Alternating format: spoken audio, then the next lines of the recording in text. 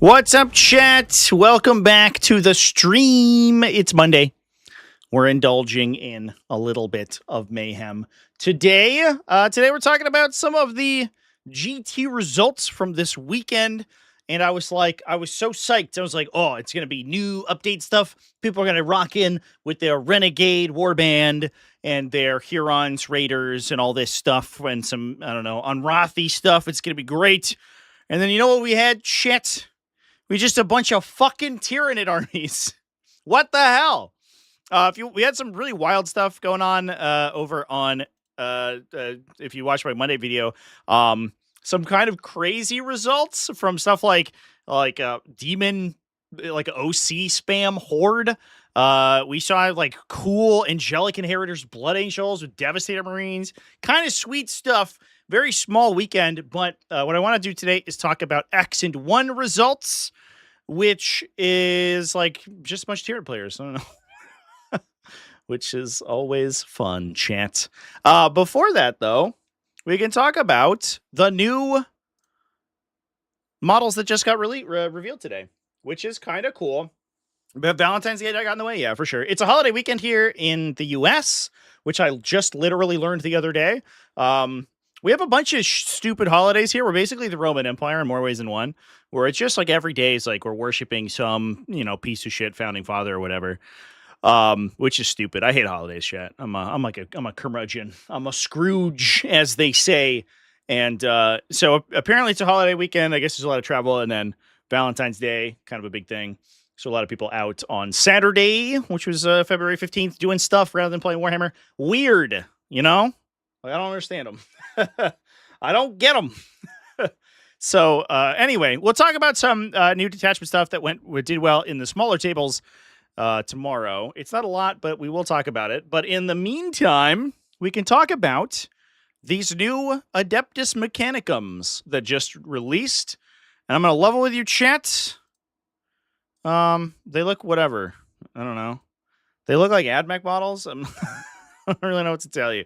I think maybe, Chad, maybe I don't like Admech. That might be my problem. That might be my bias here. But this is not that exciting to me. It's kind of dumpy. She got a big badonk back here. She's like Aunt Fanny in a little hat, a little Pope hat, and a bunch of arms. I don't know. It's a lot of big flat surfaces. I don't think the paint scheme's doing any favors. It's like red on red with just smooth, empty surfaces, nothing on them. It's fine, I guess, for what it is. Like, technically, it's good. Technically a very nice model, but I think we hold Games Workshop stuff to a higher standard because they're going to charge $100 for it, so make it look interesting, I guess. I like that she has little dune crawler legs, though. That's kind of cute. Anyway, I don't know. This looks cool. It's like more Admech.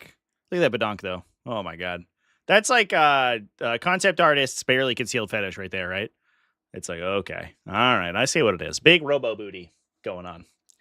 God damn. Yeah, the other thing, too, is that there is always the ever-present specter of the 30K line for these guys, which is like just so crazy good. Can we grab the 30K line, like, for comparison? And then anything, like, they shot themselves in the foot because anything they release for 40K Adeptus Mechanicus is immediately gonna be trash. How do I... Oh, Mechanicum, here we go, we found it. Ladies and gentlemen, we got him. What? Oh, you can't see that, that's fine. It's like... Look at these fucking things, dude. These are so sick.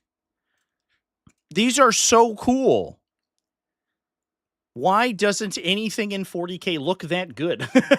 What is happening? I don't get it, chat. I don't get it. This is the coolest thing ever. It's a big robot. This does like the big hard smooth surfaces well.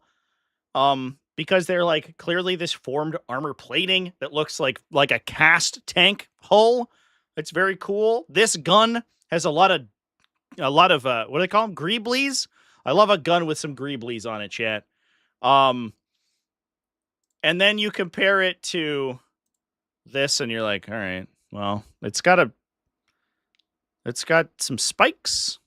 All right. It's got a hat, a fun little hat. Okay. Well, as long as you have a little hat to keep your head warm, I guess that's all right. New Skitarii got released. I think they are cool. They fit into the existing line conceptually and thematically very well. The issue is that the line they are fitting into doesn't look good. I think is my issue. So they look fine. Honestly, you're going to put him next to a Skitarii Vanguard, and he's going to fit right in. I like that they have a little shoulder gun. I'm a huge sucker for shoulder guns. Anyone with a shoulder gun, immediately okay in my book. But again, it's like this like deep sea diver armor suit. I don't know. It's like whatever. It's whatever, chat. I guess I'm just not. I'm not the target audience, and that's fine. Some people can like them. That's okay. But I think the aesthetic is ugly, and it is what it is. But that's okay. It doesn't really, honestly, have to look good because I'm going to shoot them and they're going to die, and then they're going to be removed from the battlefield. I don't have to worry about it. So that's pretty cool. I like all these guns though. Big guns. Nice big gun. Feels like we could have done like a regular handle. I don't know why we're holding it from the top, but especially because it's attached to their arm, you could just attach it farther up, and then you could hold it from the bottom, like a rifle. Then it would be more accurate, probably. But I like it. They have like a phosphor projector, right? That's a little phosphor blaster? Alternatively, like a little, whatever this end up being, an Incendiine gun or a plasma gun or something. I like that. Optional weapon stuff is good.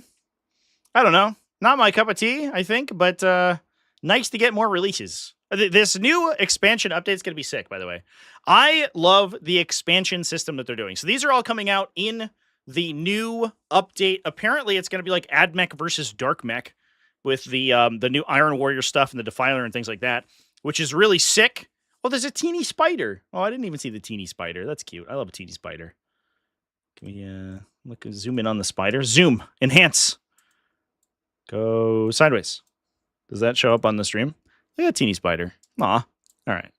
Immediately, we're fine. There's a teeny spider. It's all good. But I like the drip feed of content. Oh, she has 3 different kinds of legs. She has weird reverse hoof legs. She has dune crawler spiky legs, and she has regular feet. You know they had to put in the regular foot. That's another fetish thing. That was the concept artist was like, it's imperative that she has a single modeled big toe. That's really important for the aesthetic. A robot toe. We need the robot toe in there. But I think that the content release cycle where they release, instead of doing like a whole codex, you just get a codex with 1 million models in it and new abilities and everything must be new and different. Instead, they're just like, here are 2 units. And some of them are transformative to the faction. And you're like, sick.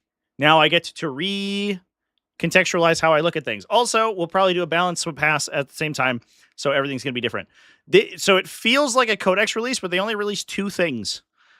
Which, in my opinion, so much better than the codex release cycle. It's almost like we could just have been doing this the whole time. Instead of doing constant codex releases where you have to redux everything for no reason and make it worse. Or brokenly better, who knows? Instead of building off of the already existent balance that we have. Almost like we could be doing that, but no. Instead, we're stuck with codexes. But I think the expansion release cycle is really cool because we basically have a new Chaos and Eldar faction, even though they only released a handful of miniatures for them, which is sweet. And like some digital content updates, right? And it's basically feels like we got a whole codex release. I love it. I think it's great. I love the expansion sets. So I'm looking forward to it. The models, I guess, like you could miss me with them, but it is what it is. I'm just not the target demo for the Admech aesthetic, so it's fine. But anyway, they mentioned that there will be Tau and Tyranids. Well, I know that like there's gonna be Tau, right? Oh, I guess Tyranids have the stupid fucking Prime guy with the whip. Okay, man. Can we not talk about Tyranids anymore, though? But I'm excited for I'm very excited for new Tau stuff. The new Tau, like, dual commander unit. Fucking sick. Absolutely sick models that they previewed, like, 6 months ago. But we never seen anything about it. Anyway, chat. Let's talk into the stuff. Maybe we'll get new warriors. Good luck. Best of luck, chat. Just get rid of the faction. I've been saying it all edition. We don't want to deal with it anymore. Just remove Tyranids from the game. Take any design resources that we had towards the dumpster fire of a Tyranid faction. Just cut them loose. We don't need them. They can make their own game. And we make Spindle Drones as the faction instead of Tyranids. Suddenly it's better. The whole game has improved. I think that's the way forward. That's the way. If they want 40K to be a truly transformative franchise, we need Codex Spindle Drones, and we need to cut Tyranids out of the entire franchise. Speaking of which, let's talk about Tyranids. We can go to one of the largest events of the weekend. We had 2 big events. I want to shout out real quick. The first of all, Winter Donut Solo. What a name. I love that. Also, they did their thing. Maybe because I called them out a little bit. In my video, I could not tell who won this event. It ended up being Andrei Ostrovsky, who with Space Wolves, which I talked about on my video yesterday, or this morning, excuse me. But they had hidden placings, and pairings were random tables. So I was going through each individual player to see if they won all 5 games. Many players, looks like we did end up with another player. Many players as well. I skipped, so I must have just missed that World Eaters had gone undefeated because they did not submit their list. So I probably just glossed over a couple of them and ended up missing the other undefeated player. It's unfortunate, but remember to, first of all, I don't know why, especially if you do like win path pairings, and so you aren't like pairing based on battle points, so you can try to game your battle point score to try to get more or less points than your opponent. If you don't do that, which you shouldn't be anyway, because battle points pairing is a little bit weird for GTs and stuff. It's default for BCP on like as normal, but if you're running a GT, like, I don't know, put some thought into your pairing process, I guess. I don't know why we would hide placings for the end of the event. It's just wild. It's wild to me. I don't get it. And also, I understand ranked or random tables if you have random terrain that you need players to play on. But at least show placings. I don't know. But that's literally only me, because it's a complaint for myself doing data analysis.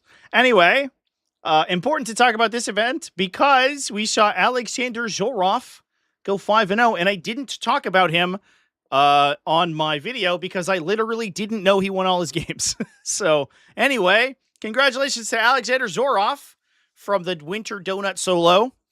Look at his background image, by the way. Hot diggity damn. Squad morale restored, am I right? Running Berserker Warband. It's a Demon Prince, Karn, Juggy Lord, Slaughterbound. No Angron, a little different than normal. We do have a Hellbrute. Kind of neat. I had a question about the World Eaters Hellbrute the other day, though. I was going through old questions in my questions inbox, and I was adding them to my server FAQ. There's a question about how the Hellbrute works if it has Fight on Death and Fight on Target. Because Fight on Death restricts it from being removed from the battlefield as a casualty until it completes its Fight on Death activation. So it stacks both Fight on Death and Fight on Target together. However, because they're simultaneous effects, the active player could choose to force the Hellbrute to Fight on Death first, which then kills it. So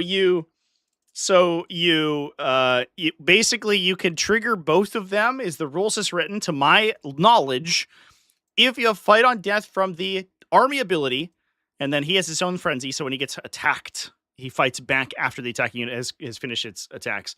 To my knowledge, the way it works is that on your turn, if the Hellbrute is killed in your own fight phase by a melee attack, he will fight thanks to frenzy, then fight thanks to Fight on Death, then be removed as a casualty, because you will sequence it that way. If you do it in your opponent's turn, if your opponent charges and kills it, it will Fight on Death and then be gone. Because they will simply force you to Fight on Death first. Pretty freaking wild, dude. But we also have a 10-man with Berserkers for Karn with a Rhino. We have a 20-man Berserkers for the Juggy Lord to deliver. We have Exalted 8-bound, probably for the Slaughterbound, and then double 8-bound for punching people, plus Jackals for holding objectives. Pretty standard stuff. Straightforward list. We love to see it. Pretty cool. Nice to see the Hellbrute, though. I like these little guys. They're super cute. It almost makes me want to play, like, go back to playing the old vehicle spam World Eaters we played for a while, which is actually really sick. It was like triple Hellbrute, triple Waller Fiend, triple Forge Fiend. Kind of an insane list, but it was only good in Index, I think. Probably not as good in Codex, unfortunately, because you can't amp their speed. Too bad, honestly. Kind of another Codex they could have done with an, doing an update to the Index version rather than just revamping the whole thing, because it's weird. I don't know. Anyway, chats. The other big event for the weekend was Okeanos Rising, which also ended up with 2 undefeateds. And if we look, all these Tyranids, chat. Where'd they all go? Where'd they all come from? Why are there Tyranids infesting my X and 1 bracket? Those people should have lost round 1 and then dropped. We do have a little bit of ASSIMILATOR going on. I don't believe that this used... I think that this had list lock previously. List submission February 6th. Final rules cutoff 6th. Yeah, so this would have been way before the rules update. So this would have been full power Grizzled Company. So I don't know. That's Grizzled Company stuff. Good job. Good job, Grizzled Company. We're very proud of you. However, the other lists, much cooler. We have some Chaos Knights from Elric Rockne Stenslant. Cool name. I'm interested if I'm... or Iric, excuse me, not Elric. Iric. Rocknya? Rocknya? Cool. That's a cool middle name. I like that middle name. New Hellbrute model, please. They look awful. No. Just use the old boxy Dreadnoughts. I want an excuse to play old boxy Dreadnoughts. I kind of wish that there were more boxy Dreadnought profiles in Chaos, because I would play more of them. The problem is that every Chaos subfaction only has 1 Hellbrute model, and they're all kind of mediocre. The only way to play a million boxy Dreadnoughts is if you play Space Wolves, which sucks. Because I don't play Space Wolves. Nobody wants to play Space Wolves. It's too bad that Nids were in Space Marine 2, so they're not going anywhere. It's probably true. That game had a fucking Hierophant in it. That game, like, canonized the old Resident Hierophant model, which blows my goddamn mind. They didn't, like, redesign it at all. They were like, nah, we're just running it back. That's insanity.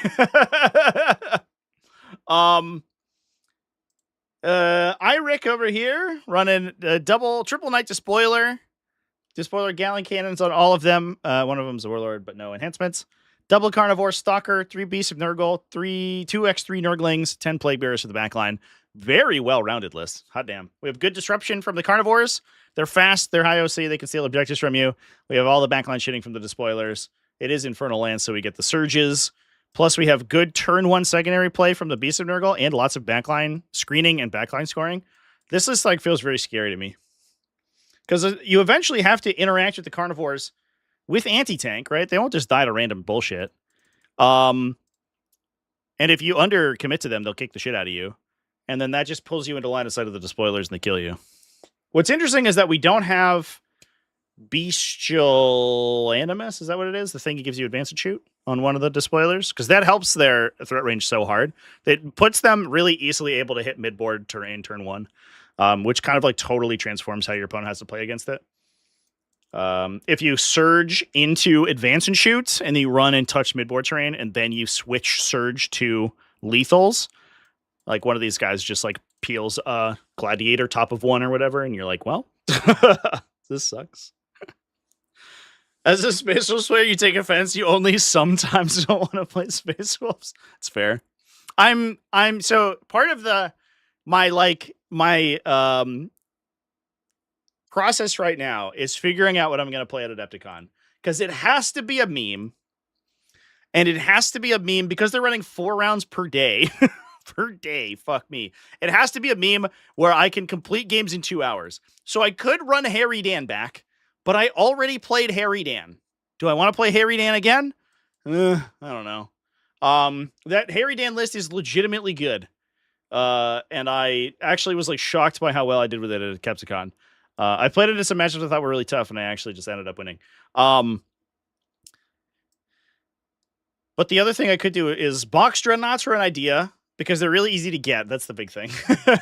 So I can just build a billion little space wolf box dreadnoughts.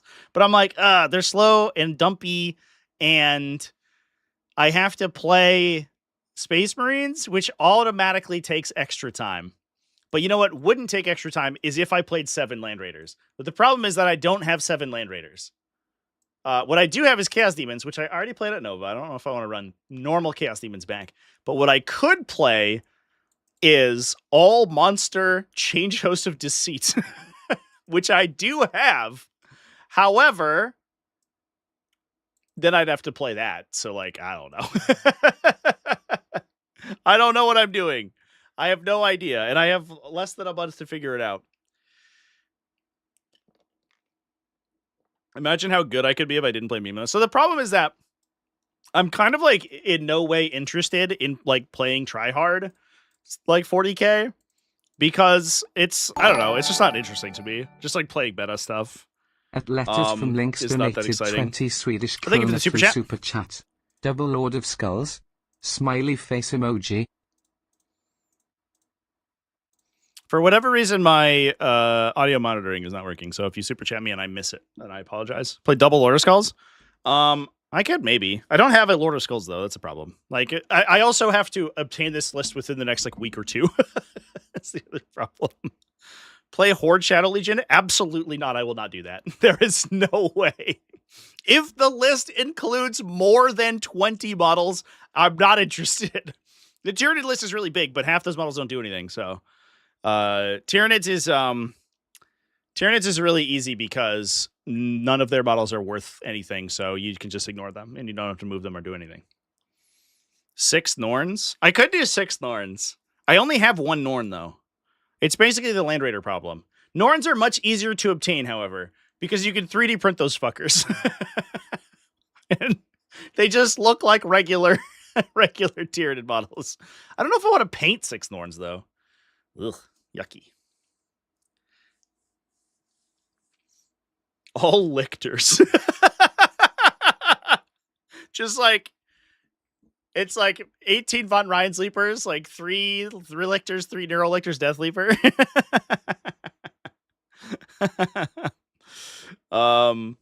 Yeah, I don't know. So it's still, it's an ongoing process.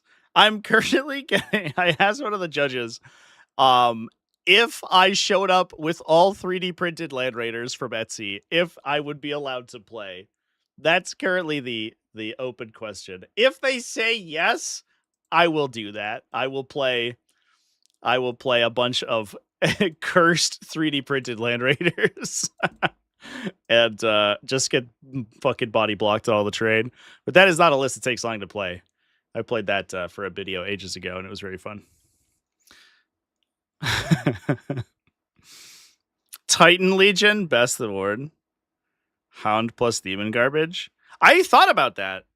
I was on the table. I don't know where I'd get a Warhound, but that was 100% on the table. At some point, probably. Well, we'll see how many GTs I actually end up participating in. At some point, I will probably play a Warhound Titan in an IRL event. I would just have to find one or get one 3D printed. Or get one China casted. Maybe they're not too expensive if I get a recast. I don't know. I have to figure it out. But there's no way in hell I'm paying $1,000 to play a meme list in a GT one time. That would be too much. That would be too much, chat. Maybe we can crowdfund a Warhound Titan. All right. Let's keep talking about lists from Okeanos Rising. I will talk about interesting X1s, and then we'll talk about Tyranids. There is indeed a Cursed Legion. You have one 3D printed. It has holes for magnetization. That's cool. Does it look good, though?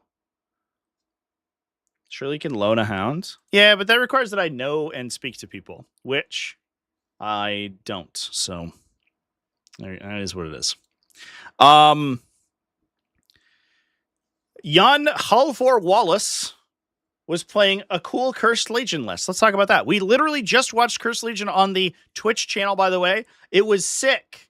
It was an absolutely incredible game against ASSIMILATOR tank spam T12 skew. It was really cool. It was a pair of really cool lists that fought, and the game was insane. If you are a Twitch subscriber, you could go watch it right now. But if otherwise, you can watch it when it goes on the VOD channel, twitch.tv/TacticalTortoise TV. Really, really sick list. And I think Cursed Legion has an interesting position in the metagame because I think it is strong. What has happened to my viewer? Here we go. It is strong, not only because it literally adds to your strength, but also it isn't contingent on Catan shards. It brings them because they're good. And you can almost just do anything with them because their stats are so strong. But it doesn't necessarily require them. It just has solid damage output and a good brick of strats anyway. So if we see Catan shards get nuked from orbit and you want to play aggro Necrons, it is probably the way to go, which is cool. So I imagine we're going to be seeing these units get hit probably in the next balance update because, I mean, look at what's happening.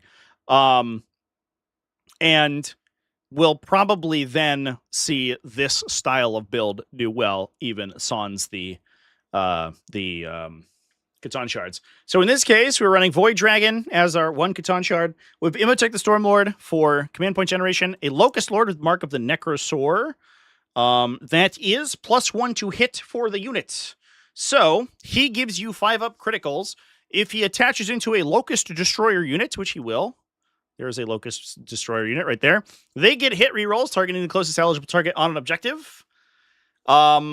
Which means they can fish. They hit on 2s and they fish for 5-up lethal sustains if you are near Amintar. So this unit goes hard as fuck. It's so dangerous. Full rerolls, hitting on 2s, lethal and sustain with 8p2 2 damage. Feels pretty good. We have another Locust Lord, probably for Locust Heavy Destroyers, I would imagine. So we get 5-up critical lethal sustain on their shots as well, if they're near Amintar. We have a Translocation Overlord with Destroyer Onk. Onk. That's a fun word. That gives you +2 movement and +2 to his attacks characteristic. Also, he becomes Destroyer Cult. So you can target him with all of the stratagems. Look at all these stratagems that you can target them. Importantly, this one. So you bring a Lich Guard unit. In this case, we have Hyperphase Sword Dispersion Shield unit models. So they're very difficult to kill. They have good, solid 1 damage attacks. He himself is rocking, what is he playing? A Blade. So he has 4 attacks, goes up to 6, thanks to the enhancement. He goes base to strength 8. Once you have unlocked the +2 strength for non-destroyer models, the rest of the unit also goes to strength 8. So they wound T4 on 2s and everything else on no worse than 5s. And then they get +2 movement, so they're going to move 7 from the enhancement, and they can advance and charge, and the Translocation Overlord gives them auto 6 advance. So they move 13 and then charge. On a unit that is a 4+ invuln save, -1 to be wounded, reanimation protocols, the whole shebang. It's a incredibly good unit. And it's not that crazy expensive either. The Overlord is 100 with the enhancement, and the unit's 170. So it's sub 300 points, and you get 36 attacks that move 13 and charge. Seems solid. We have 6 Scorpic Destroyers and a Scorpic Lord to join with them. Another unit of 3 Scorpic Destroyers just to punch people, plus a Tomb Bed Squad for utility. Really, and a Flayed Ones and Death Marks and Immortals, actually. There's a bunch of other little stuff in there.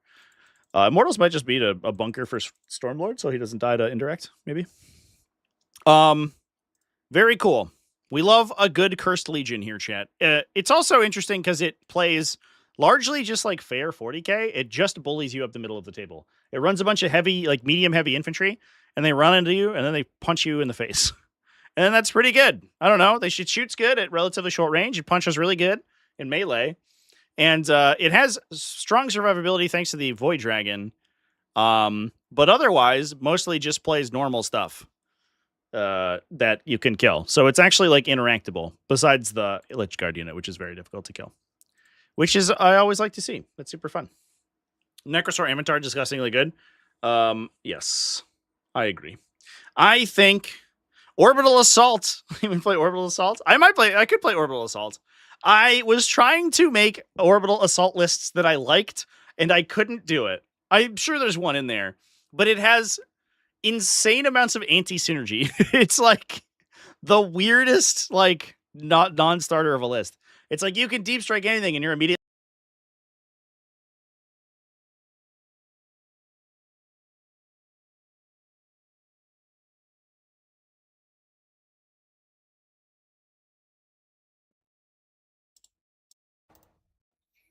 Chad, I hate this microphone. Fucking don't buy this piece of shit. It just turns off all the time. $500 and it just turns off randomly. Anyway, chat. Let's talk about something else.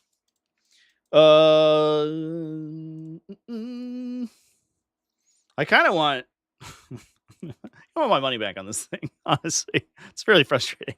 Let's talk about other stuff. We talked about Necrons. Is there any more interesting Necrons we talk about? It's all Star Shadow Arsenal bullshit. Who cares? Let's talk about Tyranids. So, like, a ton of X1 players in this event were Tyranids, and there's a couple other events that also had X1 Tyranids. So we have to talk about Tyranids. And there was a bunch of different detachments too, which is always fun. It's internal balance on point, something. As much as I don't want to, let's discuss the Buggy Boys. We have an invasion fleet from Thomas Harkstad playing double Broodlord, the one, the only, the Death Leaper. Adapted Biology Hive Tyrant, so he has a Feel No Pain, plus Old One Eye, so another character with a Feel No Pain, plus a Winged Tyranid Prime. Are there warriors? Let's go. Let's go. As soon as Tyranid warriors get access to sustained hits, they go so hard. This unit, unfortunately, it's very difficult to buff because it gives itself reroll once they hit, so it doesn't really need hit rerolls. It wants hit bonuses, which are pretty rare in the army. However, when you get sustained or lethal hits from the Invasion Fleet Detachment ability, and you can 5-up critical it has so many attacks and built-in reroll ones that it will convert a lot of those. The other thing that Tyranid warriors do, and this is so damning for a whole faction, is that they're strength 6. Unlike literally everything else in this fucking army. They are strength 6, which is really important because when you fight Catan Shards, you have to have strength 6, otherwise you lose the game. So we have a bunch of Gene Stealers who are, lethal or sustained, strength 5, if they have a Broodlord, which they will. The warriors are base strength 5, they're synapse, so they go to strength 6 because they're always in synapse range, which is big. The downside is that we don't have any strength 7 melee besides the actual just like dude himself who is not very good at attacking because he's only AP1, non-twin linked, no keywords. What a dingus. So it's hard to get through T12. You just have to hope you dodge T12. It's dodge T12 the faction. We have one Biovore, a Hormagaunt unit, a big Carnifex unit. If we want to kill T12, that's the way to do it for sure. Death Splitters with Slimer Maggots. The cool thing here is they get full hit rerolls from Old One Eye. You get lethal hits on the units against targeting vehicles, so you can just dump 24 full hit reroll shots that you 24 plus 2d3 because you have bioplasmas plus potentially spine banks. Shots that you can just dome into something important and then hopefully try to kill it. It's also a billion wounds with a blood surge movement. So sometimes they don't. Sometimes they simply live when you when you attack them, which is cool, especially with rapid regeneration for a 5+ Feel No Pain. We have triple Exocrines for backline shooting. Gene Stealers hold the midboard. Neurogaunts are actually great. Unironically, this unit rules. It's like a guardsman equivalent for 45 points. You get 11 models. They're only a 6-up save. They die immediately. But there are 11 models for 45 points. Almost 4 points per model. Actually really great. Really good unit. Just pretty underrated, I think.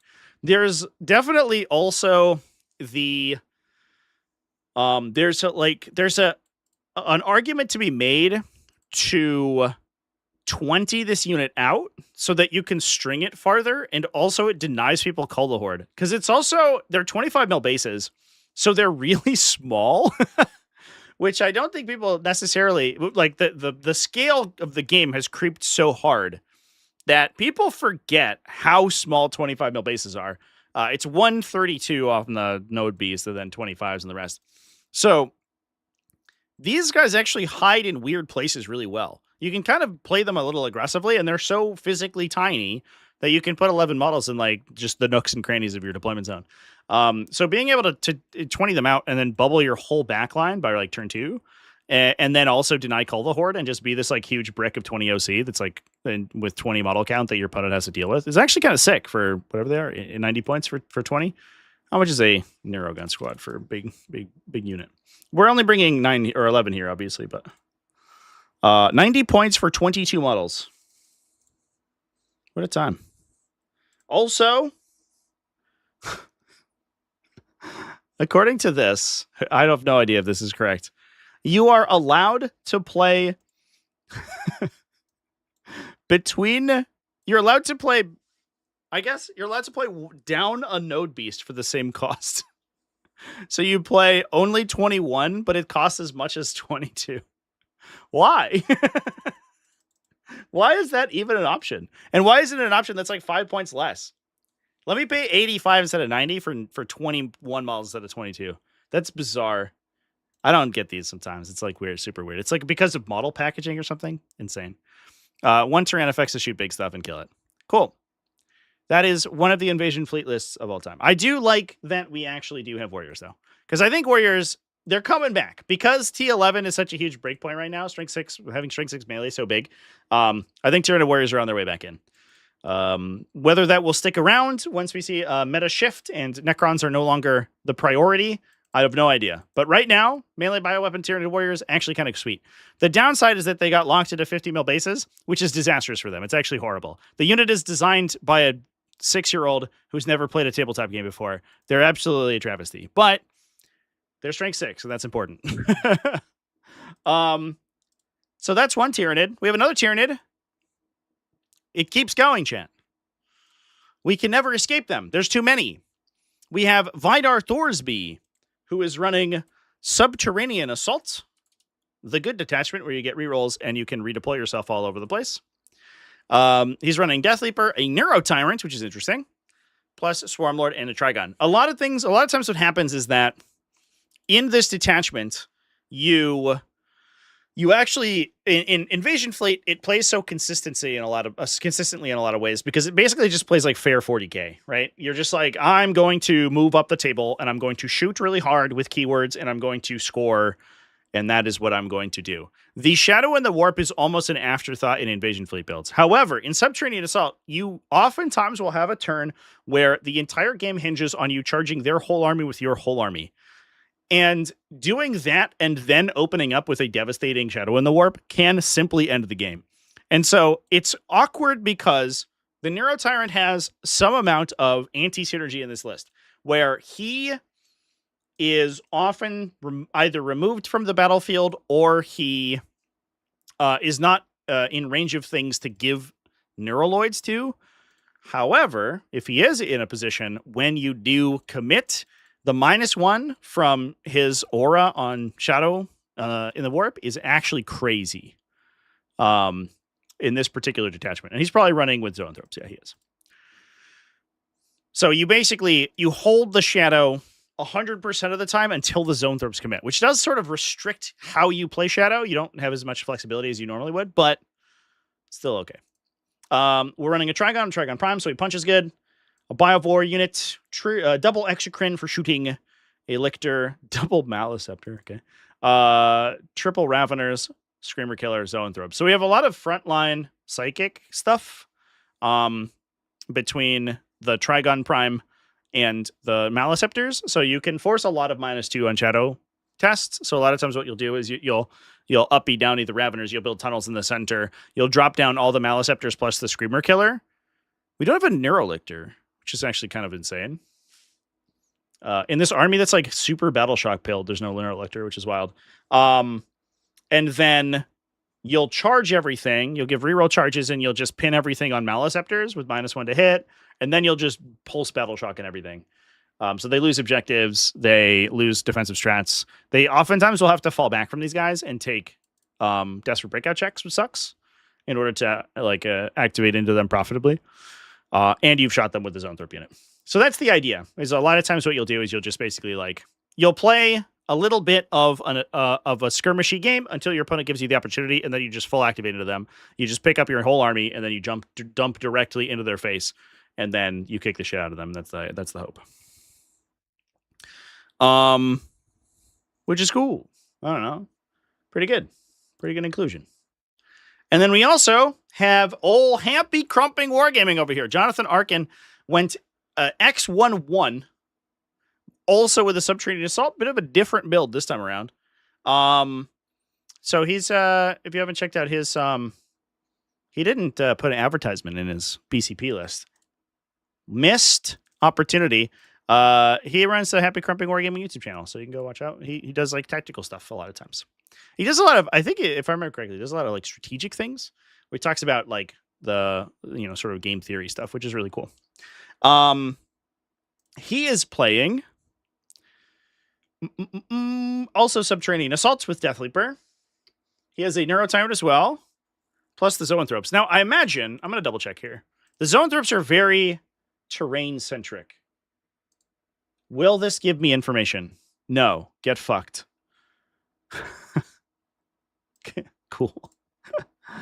GW terrain layout. Fascinating. What layouts did they play? Does it say? No. So what's interesting is that the Zoanthrope brick tends to be way stronger on WTC terrain, which seems weird because WTC tends to be really toxic to ranged attacks.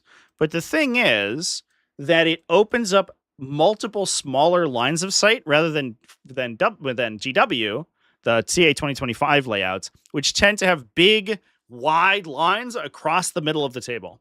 So CA 2025 is good for in many cases, not 100% of the time, but in many cases, it's good for these big bombastic activations where you're shooting a bunch of Lancers at your opponent, or you're shooting, Rogel Dorns downrange and these big battleship units. The Zoanthropes are short range and also are bad. And so if they are attacked by your opponent, you just remove the whole unit from the battlefield and then put them back on your tray. Because they're a 4+ save with fucking 3 wounds. They die immediately. So a lot of times the best activations for them are when you can they have, for context, a almost identical defensive profile to a Tzeentch Flamer. Which is so funny every time I think about it. They're just +1 toughness over a Flamer, I think, is the only benefit they have. Although Flamers are often either unshootable or -1 to be hit, so who knows?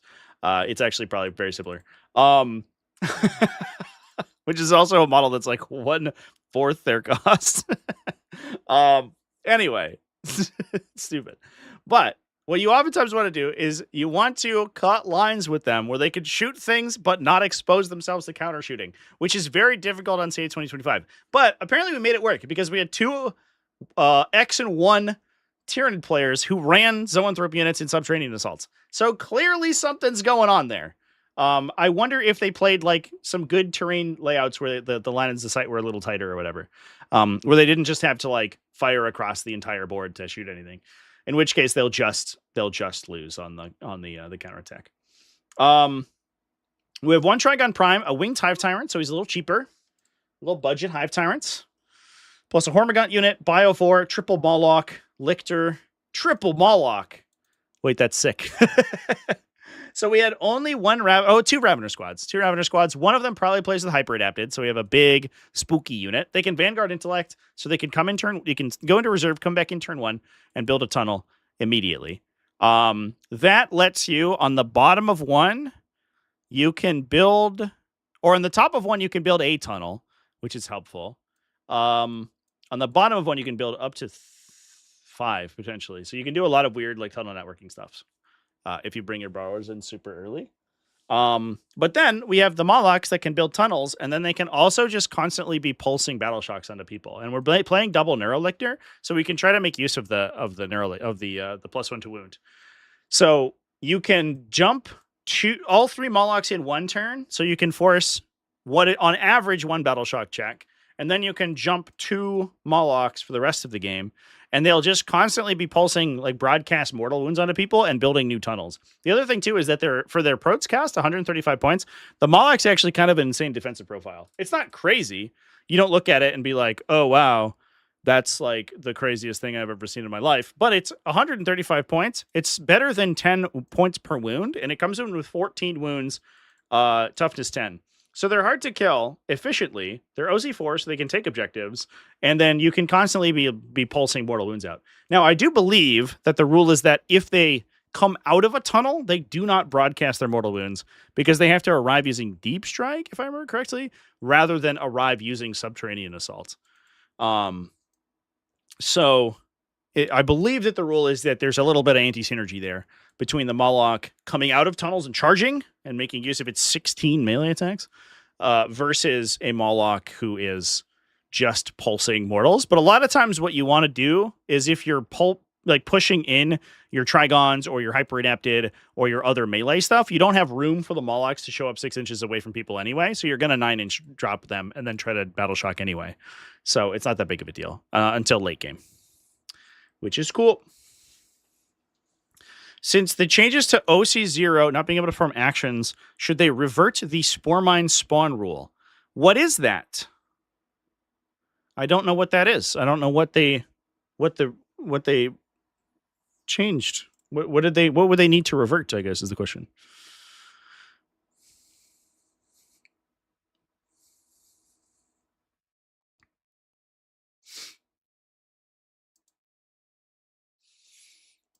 In Crusher Stampede, is 2 Tyrannifex the move, or 1 Tyrannifex, 1 Tervigon? Well, Tervigon has no actual synergy with Crusher Stampede, so I would play Tyrannifexes for sure. Tervigon's good if you have defensive tech for your Termagants, and you're running 20s of Termagants. But Tervigons, unless you're building the army around them, Tervigons are not particularly good. They're just like a big stat stick, basically. They just have a huge defensive profile. Being able to spawn more than 1 with Biowars. I don't think that they should change it. I don't believe that was ever the reverse, right? I think that it always was 1 model, 1 unit per army, if I remember correctly. Am I crazy about that? We have the technology, chat.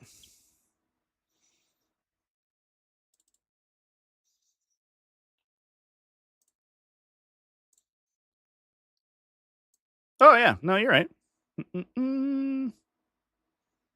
Yeah, actually it did. It did work, but multiple times. Dang. I'll eat my hat. That's just proving I don't know anything about Tyranids because they're stupid. Each time unit selected a shooter can use the ability. Yeah. So they must have changed it in the Codex release, I guess. I honestly think it's like so strong. I'm gonna be honest with you, chat.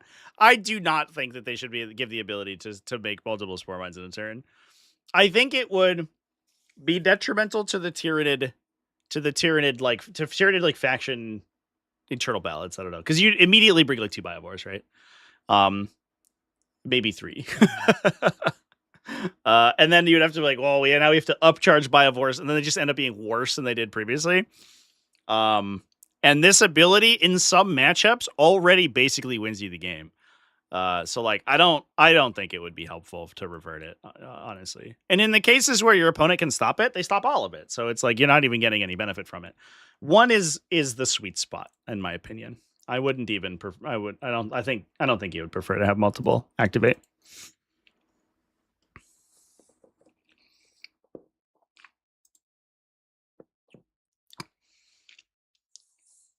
The beasts were also nerfed. I don't remember that. All right. That's all the Tyranids that we have to talk about from this event. Thank fucking God. We don't have to talk about any more Tyranids for right now, which is good. There's a lot of Chaos Demons we can talk about. We also, let's see, looking at our X and ones from the weekend. We have some Custodes, which is cool. Dark Angels is actually very diverse. Besides this weird glut of Tyranids, which came out of fucking nowhere. There's a bunch of people playing Chaos Demons. Obviously, a lot of Necrons, but a bunch of Dark Angels. Yeah, a bunch of other stuff. Dark Angels and ASSIMILATOR, Chaos Knights, a little bit of Chaos Space Marines. We'll probably talk about Chaos Space Marines tomorrow, though. So we'll probably dodge Chaos Space Marines. Oh, there is one more Tyranid. I'm going to look up the name pronunciation because it's from Winter Donut. It is...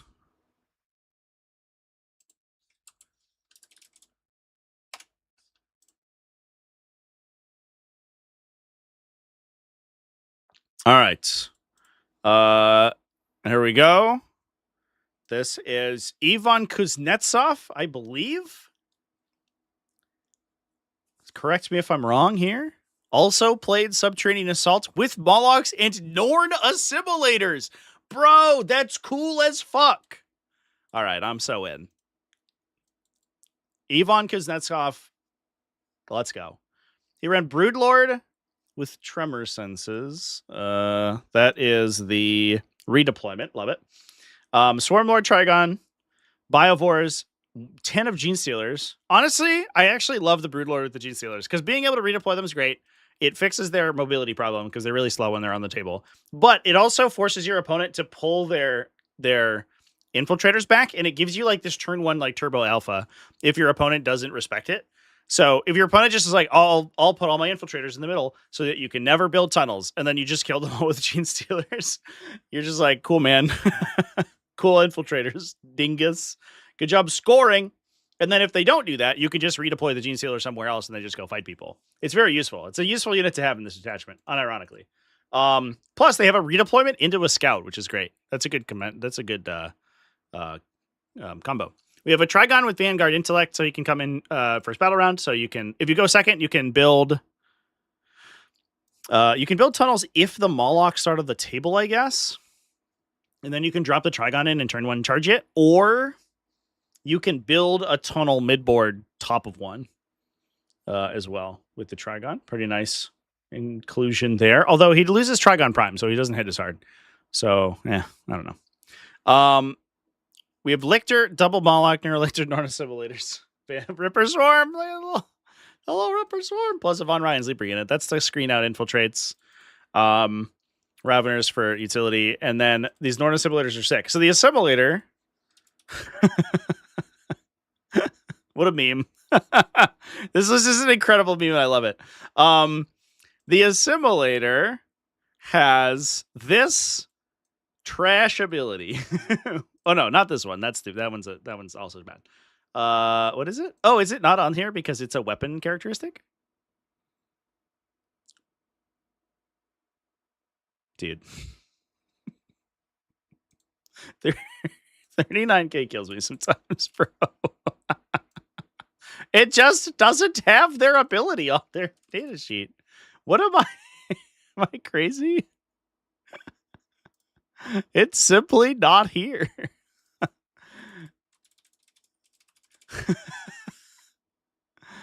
Oh my God. Wahapedia, my beloved, save me. Norn Assimilator has the harpooned characteristic on its weapons. After he shoots you, you select a monster or vehicle hit. It gives them +2 to charge. This gives the Norn Assimilator, when it arrives from a hole, it gives them a 4-inch charge out of reserve, which you can then broadcast a reroll off of thanks to the stratagem whose name I forget. The reroll all your charges stratagem, which is amazing. It's one of the best stratagems of the detachment.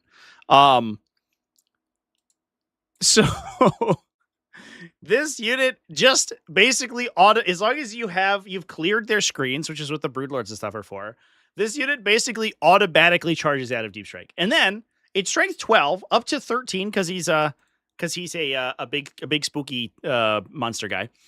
So he he wounds pretty well, and he doesn't necessarily need hits and wounds off of his own effect because he has reroll once to hit naturally. So he's coming out of reserve against the vehicle and flipping 6 2+ ballistic skill and/or weapon skill, reroll 1s, strength 12 to 13 attacks immediately, plus the additional attacks, which might chip in a damage or 2.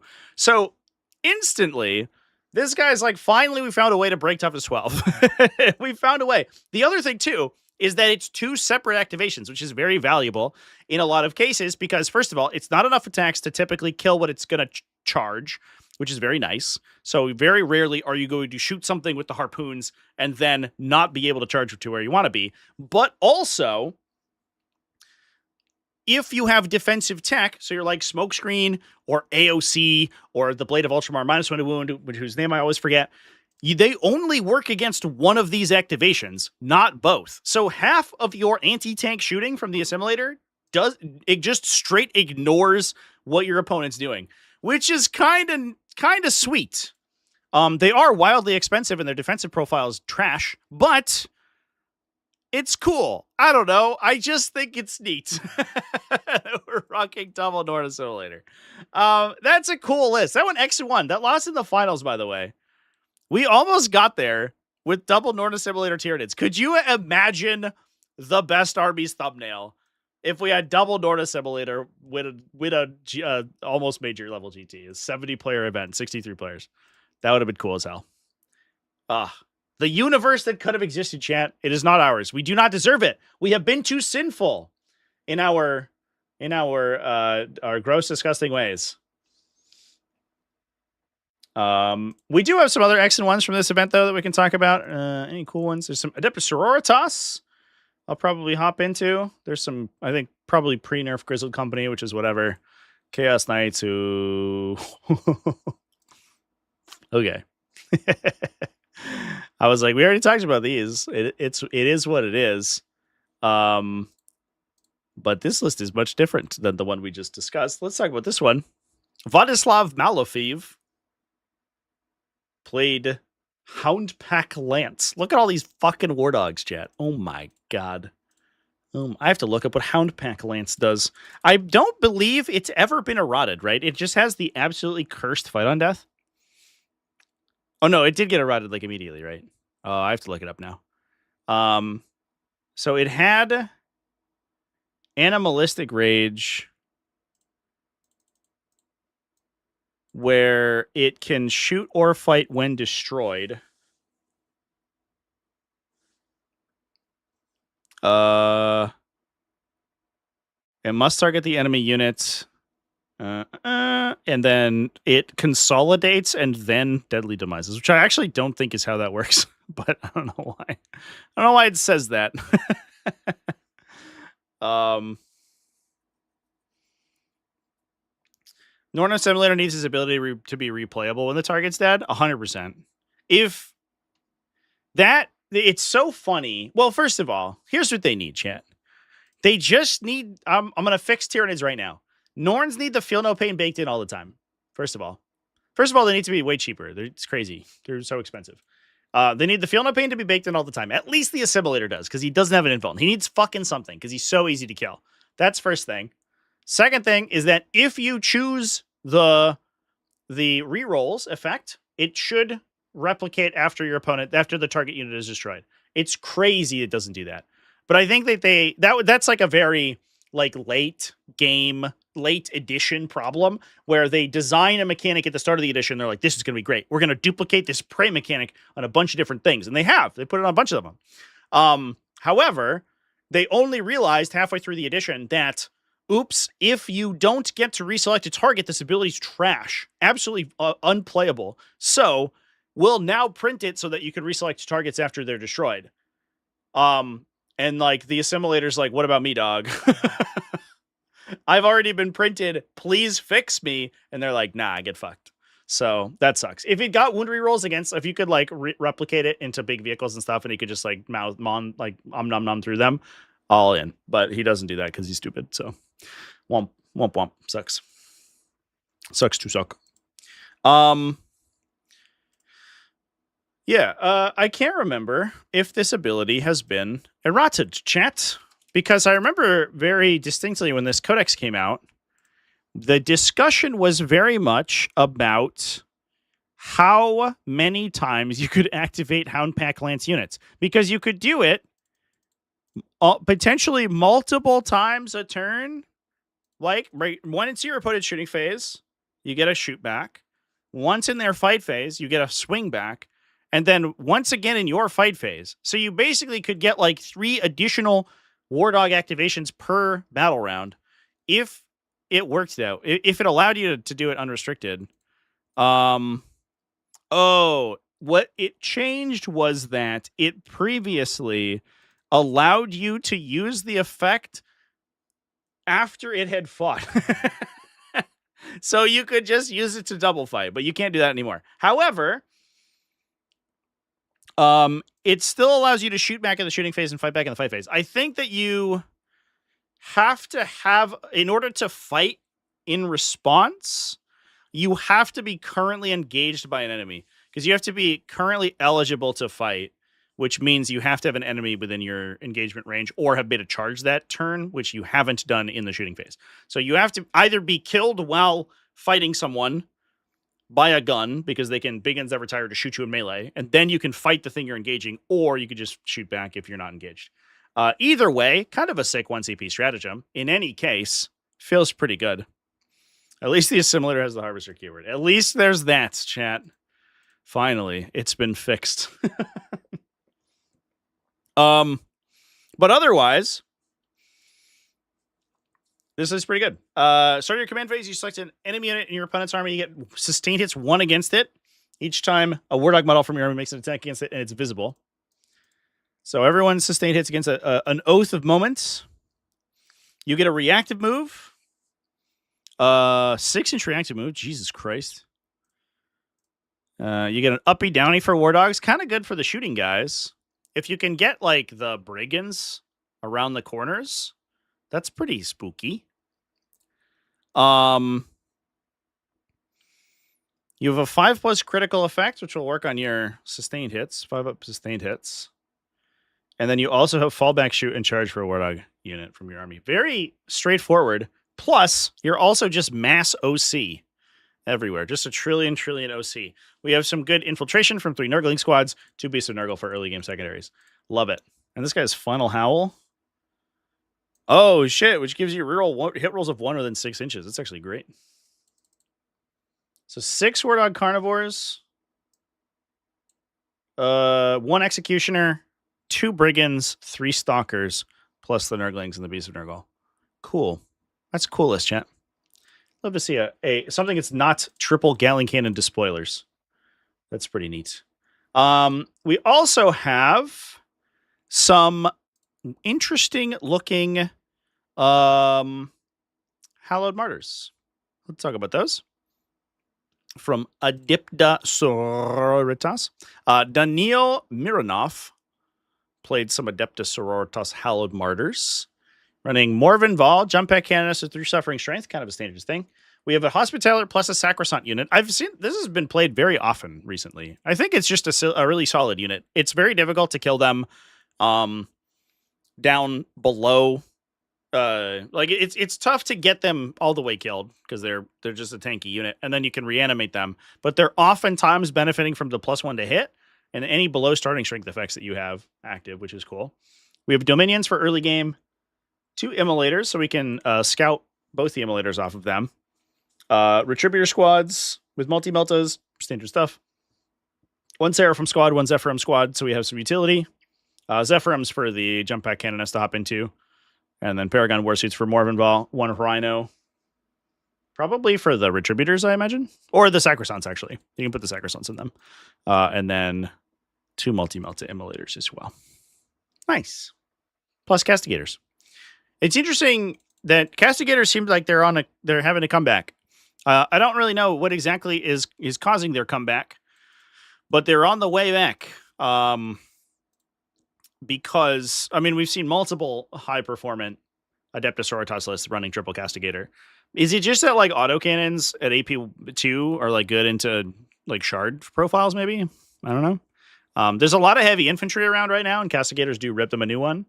So that could also be part of it as well. Like there's, you know, you're still seeing Victrix Honor Guard, a lot of Space Marine builds running big heavy infantry squads.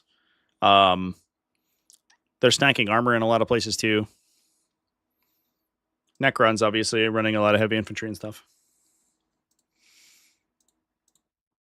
Speaking of rules, you have a question regarding Death Guard spawn datasheet.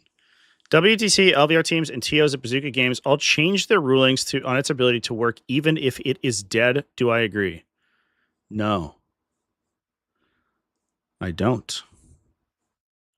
Wait. They changed their ruling for its ability to work. Like, so if you kill the spawn unit, any wounds, because the wounds only apply at the end of the activation, right?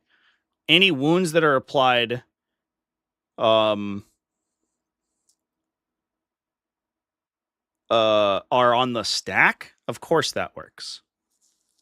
So even if you kill them, it doesn't like fizzle any damage. But you can't assign wounds to a model who has been destroyed. There's no way that doesn't work.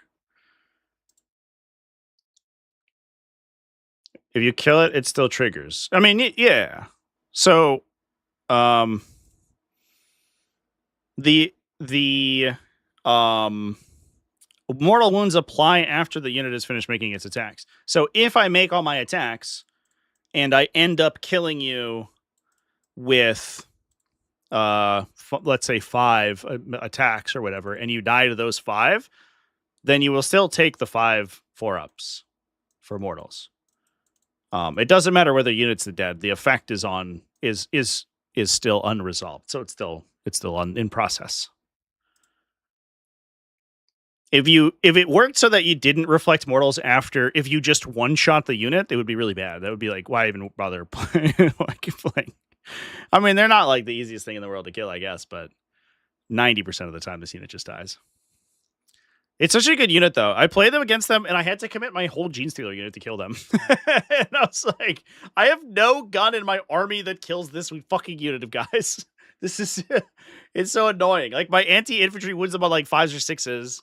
And then they save really well against it. And my anti-tank wildly overperforms. So it's like, what the fuck do I do to these guys? It's such an interesting defensive profile for them to play with.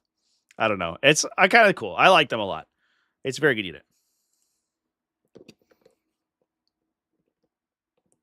It fizzles if the unit is dead. Works like acid blood. What is acid blood? Is that the Crusher Stampede thing? Corrosive Viscera? No. I have no idea. So it fizzles, assuming you slow roll saving throws. It fizzles. It doesn't check unallocated wounds. So let's say I hand you 6 saves for 3 damage, and you die to the first 4. Any additional saves are not allocated, which means they do not trigger 4-ups. But you still roll the 4-ups for the first wounds, even if the unit's been destroyed, right? Because every single time you assign the save, the 4+ goes in the stack until the end. That will resolve at the end of the activation. This ability, by the way, should not have been written. It's so bad and stupid. It's incredibly dumb. But yeah, if you... I think that there is an argument to be made that if you elect to fast roll saves, maybe they're assigned, but I don't think that that's reasonable. And also, I don't know. It's like, it'd be super weird, I guess. I guess because like you're allowed to like fast roll saves, then allocate them, but you still assign damage from a failed save to a fast roll one at a time. So I don't think there's any way that really works. 90% of the time, though, you just assign them 6 wounds and then they roll 6 dice back at you because that's just how the ability works. But it's only weird if like there's one dude left on 1 and you assign them 5 saves. Anyway, chat. What a poorly worded rule. Just silly. It should have been caught in development somewhere that rule was like super fucked. It's a real problem that the design team doesn't know how their own attack mechanics work. And it comes up constantly. There was a very apocryphal example in 9th edition or 8th edition, I think, where like Robin Cruddas played a game and was like surprised by, there was a stratagem that was usable anytime in the shooting phase, I think. And I can't remember what it was. It was a Knights thing. And because there was no timing restriction on it, you could use it like in between your hit and wound roll. And so you could be like, I hit and then I wound, and then like it was like a successful wound. You could use the stratagem to force target allocation onto a particular model in the unit. I think it was what it was. And because you could use it, there was no like timing on it. You would just do it after you wounded. So you knew if the attack was successful, and then you resolve the effect of like precision's the weapon, I think, or something like that. I can't remember. But anyway, they were like, wait, what? Why does it work like that? And you're like, these are the rules you fucking wrote, man. You don't say I have to use it before I attack. I can use it whenever. I don't know. Wild. Crazy. That keeps popping up. Speaking of Knights, we can talk about Knights. Fast rolls and mechanic, I hope to see reworked in 11th. Yeah. No, the entire attack sequence needs to be entirely overhauled. It's literally unplayable right now.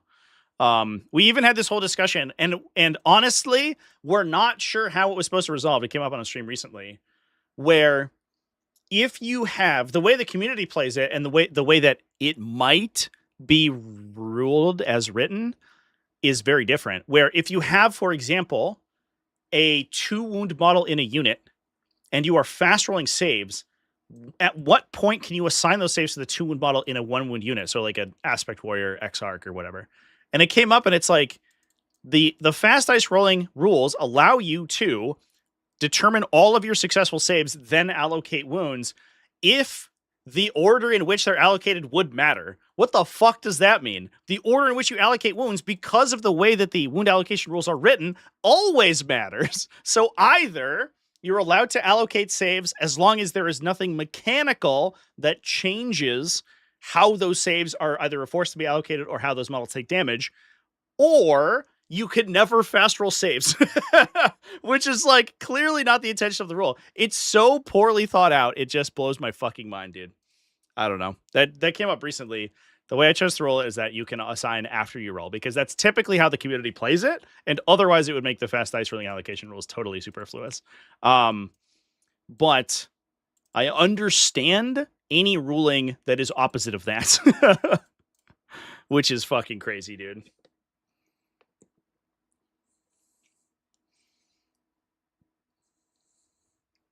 The entire activation sequence should get changed? Yeah, 100%. Feel no pain needs to be adjusted for fast rolling. Yeah, I agree. Early edition GSC one-shot weapons were a black hole. Yeah, it was like, I make a new unit. Do I have one-shots back? And you're like, great question. Literally nobody knows.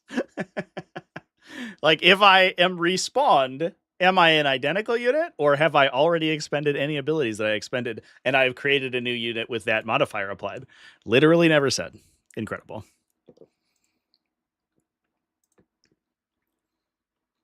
Had someone wanting to fast roll saves and slow roll feel no pain, then reroll a save depending on feel no pain? Well, you just save like dice rolls at that point. Like usually if that's the case, I'll be like, I'll roll 5 of the 7. And then I will determine how much damage I take from those 5, and that will inform my slow roll for the last 2. That's the way you're supposed to do it. It does. I mean, it's not like you can't really blame people for trying to like game the wound allocation system, because it's so poorly worded that, like, I don't know, like it's stupid. I don't know, whatever. Anyway, chat. Remove fast rolls. Slow roll everything. Everything slow rolls. Guys, we're playing pure rules as written.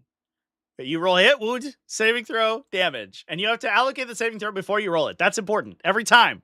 You have to assign it to a model. And you have to point to the model. Say, this one's going to take the save. Then you pick up the 1 save, and you see if you take the bolter wound. Every game lasts 10 hours. Incredible. What a time.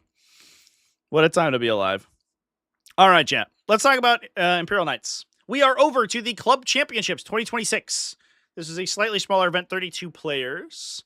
was won by a cool Adepta Sororitas Bringers of Flame army I talked about in my video this morning. But we also saw a bunch of other armies do well. And in this case, we were talking about Questoris Companions with a unit that I have to look up because I don't know what it does. It is a CERASTUS Knight Acheron. I think this is the strip cover guy. It so is. Fascinating. This guy went X and 1 with a CERASTUS Acheron. That's cool as fuck. What a Chad. He has a super mid 8/1/2 ignore cover torrent. Cool, man. That's your gun, bro. It's not even a Redeemer flame cannon on your knight. It's not even quite. It's like barely one of them, and that guy has 2. And you can't overwatch. You can't overwatch, so you just shoot and you maybe kill 3 Space Marines and then you call it a day. Incredible. What a unit. I wonder if stripping cover is relevant here, though. We have a CERASTUS Atropos. It's good for him. CERASTUS Castigator. Incredibly good for him. Knight Lancer. Penitent Silver Fury. CERASTUS Knight Lancer. It's okay for them. They have a AP0 gun, which stripping cover might matter. So it's a lot of... I guess, like, is he good in melee? No, he's fine. He's totally fine. Absolutely fascinating. I don't know what the synergy here is. We're playing Companions, which gives you the extra Oath. You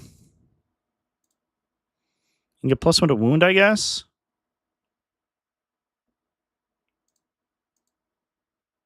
Advance and charge. It's not assault, though, right?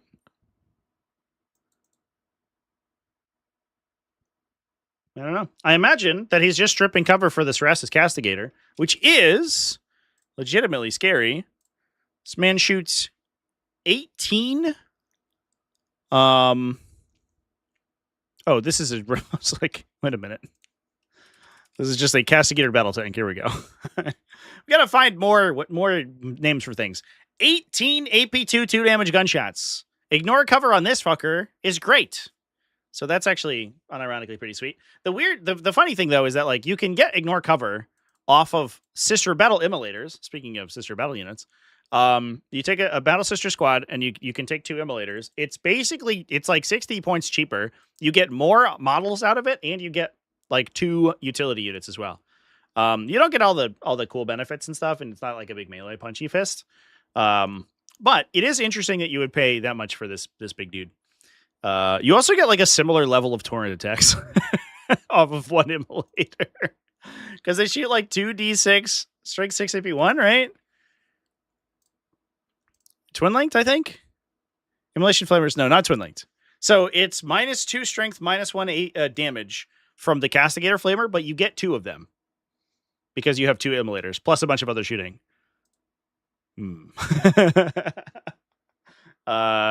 Interesting. You get the mobility off the CERASTUS Knights, though, which is obviously good. And he's a melee guy. There's a bunch of other benefits.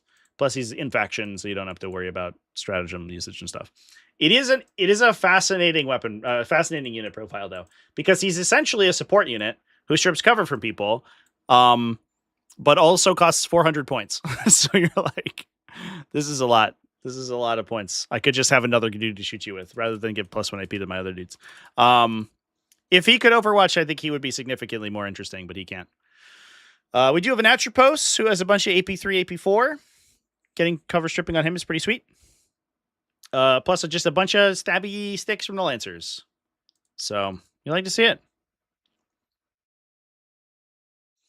Acheron's there so he can brag about bringing all of the CERASTUS variants. Oh my god, you're so right, chat. Oh, that is why he's there. He's like, I could have been a Crusader, but a Crusader is not a CERASTUS Knight, and we are playing CERASTUS Knight Tribal right now. Oh man, you're absolutely correct. Honestly, Matt McAdoo, first of all, incredible name. Solid. What a Chad. This man's like, yeah, I'll take the Flamer guy. Fuck it. Otherwise, I would have to bring a silly non-Forge World Knight, and I would never be caught dead. Or I guess non-plastic 30k kit. Incredible. That's extremely good. I love that. Very, Very nice chance. Good stuff. We also have a bunch of Dark Angels and some other Space Marines. There is Ultramarines, which is like normal Ultramarine stuff. There is Dark Angels, Wrath of the Rock. Running Azrael, a Deathwing Assault Terminator Chaplain, Lieutenant, a Tempered in Battle Combi Weapon Lieutenant Lionel Johnson. Intercessor Squad for the backline, Deathwing Knights ×2, Gladiator Lancer. Hellblaster Squad. Ooh. We got the Hellblaster Azrael Wombo combo with the Lieutenant and Azrael. So we have lethal and sustain in one unit. Incredible. And a 4+ invuln save, so they're hard to kill. Love it. We'd love to see it. Every time a Hellblaster squad's in an army or in a unit, you know it's going to be a fun time. Plus, they have weapons of the Dark Age, so they can go to strength 10. Do we have a Stormspeeder Thunderstrike? No. Sad. That would have been the PS to Resistance. So we also got +1 to wound, and this unit just kills the universe. Pretty neat, though. We like to see that. That's cool. Not a unit that I think I would expect to see very often right now, because you're like fighting into a lot of -1 damage currently with like Dreadnoughts and Catan shards everywhere. Mass 2 damage, not ideal. But in every other matchup, as long as you dodge that stuff, it's great. They do a lot. We have an Incursor Squad for +1 to hit, so we can full fish for them as well. A Propulsor Executioner and a Scout Squad. Sick. Very cool. I love it. I love it, chat. This unit rules. And Lieutenant is a shield and sword guy. Sick. Cool beans. I'm going to peek at some of these other lists here. Some of them are very boring. Yeah. But there is Orks. Is it cool Orks? Yes. Cool. So Orks went 3-0-1 here. They tied with Demons in the finals. Insane. But they did it with Dread Mob, which is immediately just huge props for rocking Dread Mob instead of War Horde or any of the other builds. Like there's more Daka, that's pretty good right now. In some cases. Also, I'm interested to see if that freebooter thing ends up being good. It feels like you have to jump through too many hoops, but I don't know. Orcs are used to jumping through hoops, so maybe it's fine. And also Greentide. We saw Greentide do well. So rocking Dread Mob so we can get the lethal or sustain or critical AP in exchange for hazardous if we choose one, or we roll one randomly, or we can get double hazardous by also applying hazardous to either the effect to a hazardous weapon or another hazardous effect on top. We're running Gazgul Thraka, Gitfinder Goggles Mech, so that's ignore cover. Nice. Double Shock Attack Gun Mechs, plus triple Gretchen in a Boys Mob. 1 Battle Wagon. Boys might just be for Gaz. I think it is. I don't see any other attachments here. And it's all Shock Attack and Big Mets. I think that there's a funny interaction here because these are mech units where if you take like a regular big mech, like the reroll advance guy, he's mech keyworded. So if you apply him into Gaz's unit, you give Gaz also the the press the button ability. So you can give him like sustain or lethal hits, or critical AP on his big stabby stick. Plus you give the reroll advance for your Wog turn when you run in and do stuff. So that's actually pretty neat. As it stands, I think Gas is just going with 10 boys in the battle wagon and just being like a huge melee counterpunch. Oftentimes what you see is either you'll play this for your Wog activation or you'll play Zodgrod, because Zodgrod gets his incredible activation out of Gretchen, and you can Wog early to get access to that. In this case, we're going to Wog for Gaz to commit into something, and then also you get the Killicans with the benefits in melee as well. So you're holding it for another round or two until you get use out of all those effects instead of ripping it off with Zodgrod early, which I think is I don't know. It's definitely not as spiky as Zodgrad is, because if you get the +6 move and the 5-up invulnerable save on Zodgrad from like battle round 1 or top of 2, and you just jail your opponent with him, the game can be over immediately. However, in many cases, if your opponent is like really good at killing 1-wound infantry, they'll just sweep Zodgrad's unit, and you just don't have a log for the rest of the turn or the rest of the game. So you don't have any of the defensive characteristics. In any case, like, a lot of Space Marine armies will just be like, oh, no, Gretchen, I'll oath them, and then they just all die. You're like, okay, cool. We got double killicans with rocket launches. It's actually unironically kind of good shooting. You can give them reroll hits for exchange for hazardous. You can also give them +1 to wound and +1 damage targeting monsters or vehicles. So they go to 4 damage. Also, interestingly, for the like handful of times it matters, gets around half damage really well. You know, only ends up being -1. You can give them -1 damage as well in the shooting phase, so they're kind of hard to kill, especially if you log and they get a field up in or an invuln save. We have commandos, Ludas, tank bustas. So Ludas, probably with the ignore cover guy if I had to hazard a guess, because they're only AP1, and then they have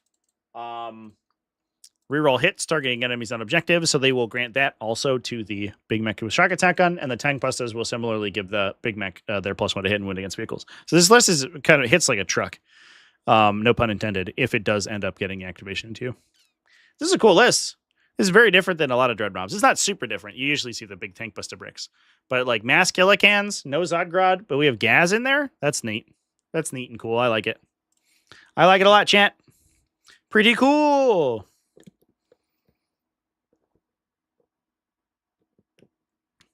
The meta singularity is getting strong when strippers are struggling to find lists. Dude, last week was maybe worse. I think this week, a lot of people took the week off. It feels like being super tryhard, because we had a lot of really cool lists go undefeated. Or a lot of the super hardcore people like didn't show up or whatever. There's still like a ton of Necrons, but like for a week that was relatively low in terms of events, the number of unique lists that did well is pretty high. I mean, we had fucking Blood Angel Devastator squads like win a GT. Like, that's crazy, dude. Absolutely unhinged. So I think this week was very good. Last week, though, fucking brutal, dude. Every single, I mean, I made a whole video complaining about it. Like, every single team was just 8 identical lists. It was brutal. There were a little bit of like variance. There was one bizarre Australian event or New Zealand event, maybe, I can't remember, that just played like super bizarre, like weird bullshit, which was cool. I love to see that. However, a lot of the events were just the same thing over and over and over again. Oh my God. I was falling asleep doing it.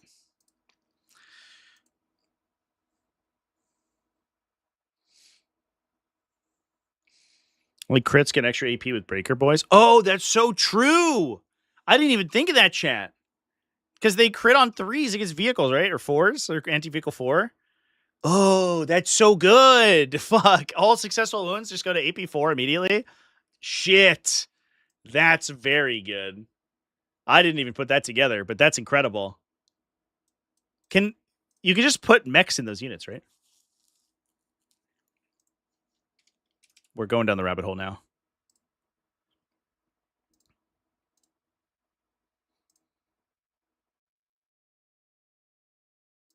So it's anything that attached to a boys unit, which is just like mechs and big mechs and shit. The regular mech doesn't do anything, right? He's just a guy. Yeah, fixes vehicles. Cool. But big mechs give you reroll advances, and they also naturally reroll charges. Okay. Okie dokie. I like that, chat. That's cool. That's actually really cool. That's a cool combo. I never thought about that. All right, let's talk about some other lists. I'm gonna look at this Dark Angels list real quick. Is it cool? It is. Oh my God, dude. This week was sick, actually. Let's talk about, we're going over Hoghammer, which is a very, very small event. 18 players. A little baby event. I'm just a baby, it says. Stephen Boeta went X and 1 with Company of Hunters, dude. It has been a minute since we've seen somebody do well with Company of Hunters. This gives you advance, fallback, and shoot. Army-wide. Eat your heart out, Firestorm Assault Force. You think that just advancing and shooting is good? Try doing literally whatever you want and shooting. In addition, mounted units also get to advance, shoot, and charge. And fall back, shoot, and charge. Crazy levels of maneuverability. The downside is that it's in Dark Angels, and it affects the mounted units, which are not quite as exciting as like their infantry. And also, you don't get good oath. So, like, you win some, you lose some. Great detachment ability, middling, and unit or army. We still get Azrael, though, who's great. We have double bike chaplains, brother. A double bike chaplain, double combined weapon lieutenant, plus a Ravenwing command squad, 10 assault intercessors. What? For Azrael? We can't advance and charge them. There's no way, right? I think they're just walking. They're just walking around. Fascinating. Absolutely fascinating. Okay. 10 assault intercessors. What a start. Outrider squad times 1, 2, 3, 4. Okay. Gladiator Lancer times 2. Advance and shoot. Great on these guys. Infiltrator squad. Invader ATV. Yeah, great for advanced shoot and charge on a little OC2 thing that runs around. Great. Ravenwing Black Knights times 2. Scout squad. Storm Speeder Hammer Strike. The Hamburglar Strike. So we can get within 9 with advance and shoot. My question is, obviously, can the chaplains? I don't know the answer to this. I imagine that the Ravenwing Black Knights cannot attach chaplains. They cannot. Only command squads and Samael. Which is good. Well, I don't know. It's kind of sucks because they like this huge chaplain and then made it a big deal at the start of the edition or at the end of last edition. And then just made it so this guy couldn't join anything because they axed all the mounted units in the codex. He also gives you devastating wounds on your like 6 ranged attacks that Outrider squads have. It is not the most exciting thing in the world, but you do get +1 to wound and you can advance, shoot, and charge. So it's a lot of AP 1, 2, or 3 damage. It's all right. They're also kind of cheap, I guess. Javelin and bike 75 points. It's 165 for 4 big beefy units. Why is the bike chaplain OC1 also? Who wrote this datasheet? He's also 5 wounds. Fuck me. He's just like awkwardly not very good in every way. All right. Well, whatever. It is what it is. This guy's enormous, by the way. If you haven't seen the bike chaplain model, it's like 4 inches long. It's so big. It's so difficult to maneuver around. I'm fascinated. Absolutely fascinated. He's very fast and he hits pretty hard because he gets +1 strength from the Outriders and he gets +1 damage on the charge. So he goes to strength 7, AP 1, 3 damage with +1 to wound permanently because of his leadership ability. I don't think that there's +1 to wound against characters, but it's not going to help you though. You can obsex things, which is cute. Yeah, there's not really much else you can do with them. So they're just vibing, I guess. Ravenwing Command Squad, which could go in any of these units, honestly. It's honestly pretty good in the Outriders because it affects the champion's attack. I mean, they're all of their attacks go up +1 damage, but the champion has a bunch of he goes up to strength 7 or strength 6 AP2 3 damage, which is pretty cool. And then we have a bunch of anti-tank shooting. This is wild. I have no idea really what's going on. I know it's super fast, and I know it's a bunch of OC2 idiots who are going to run around and steal your objectives. So that's probably a lot of it. Outriders are also, I will say, they're really awkward to kill because they're a base 4 wounds. If we take a peek at them. So like when you have AOC, this detachment has access to -1 to wound. They're base 4 wounds at T5. And a lot of times they're in cover because they're so big that oftentimes they can tow and cover, just like out of line of sight. So I've seen a lot of armies simply fail to kill this unit and it retains control of objectives. And then it has an obsec available in the detachment too. So like I don't know. It's probably not too bad. And then you come try to take them, and then they just charge you with 10 intercessors with sustained hits. Interesting.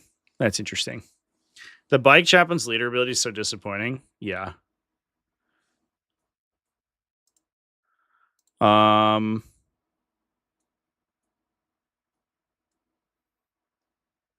Sad white scars noises. Yeah.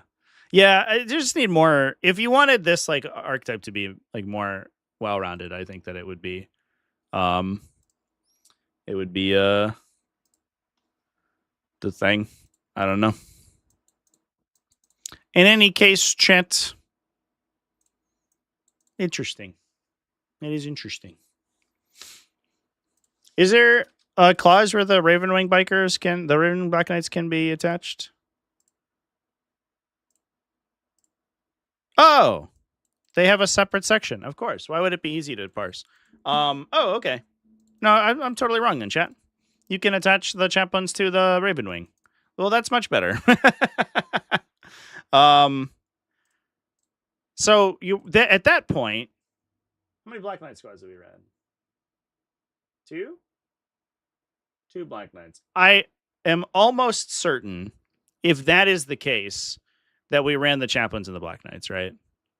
Because we're running Plasma Talons, and we can give the Plasma Talons Devastating. And that's pretty neat.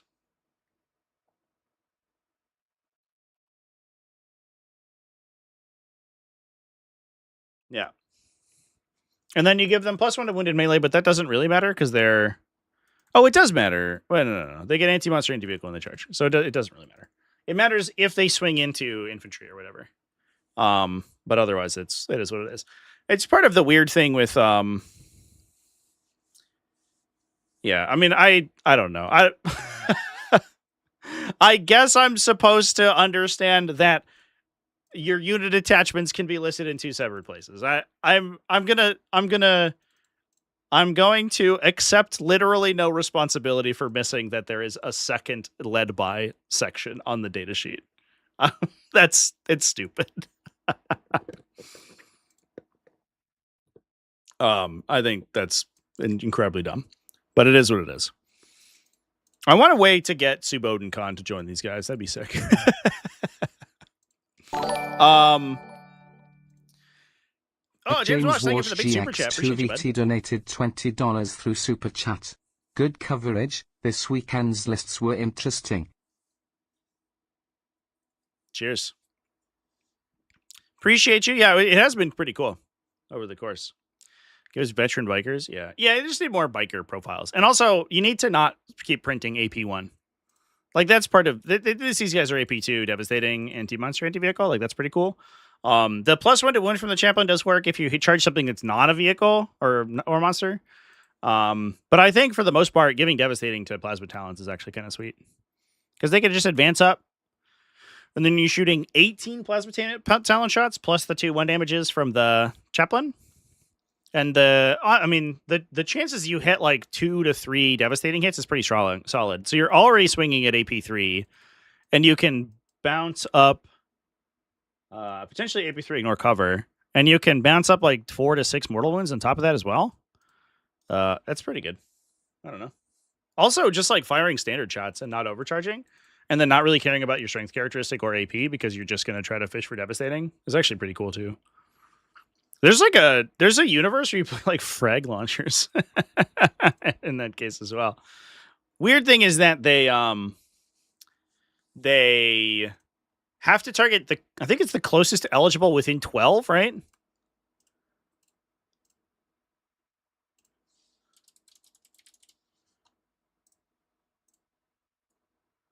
Yeah.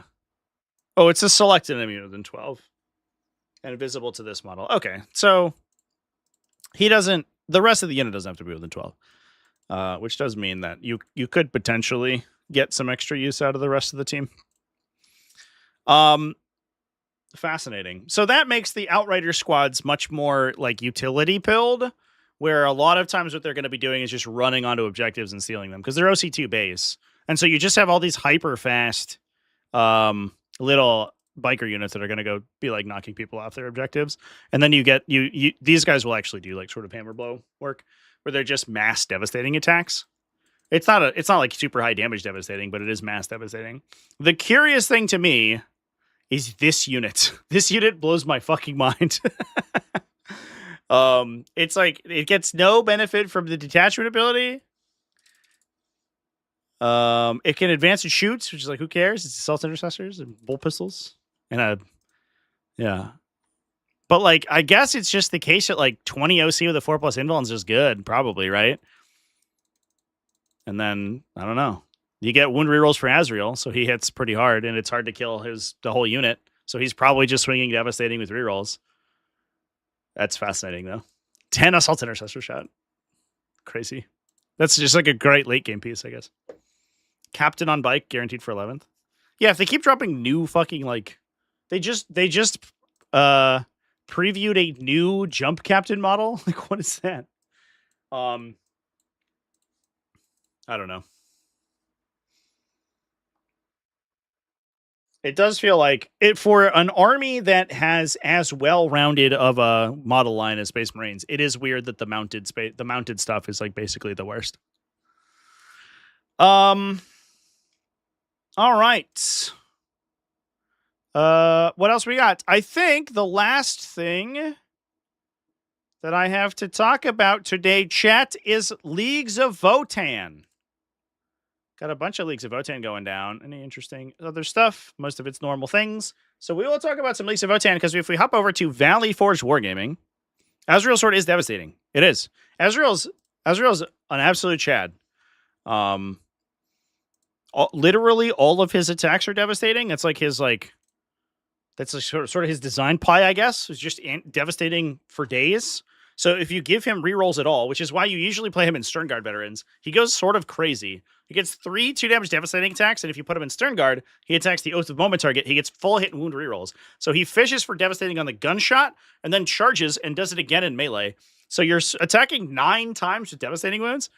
So the average that the chance that you get like 6+ mortal wounds between the gunshot and the melee attack is actually pretty high. So Azrael in the correct unit hits like a truck, which is neat. He's a cool guy. He has everything going on.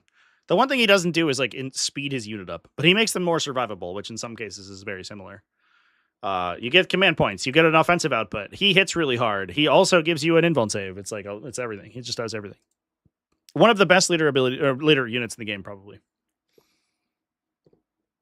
The Calgar and Terminator on bike.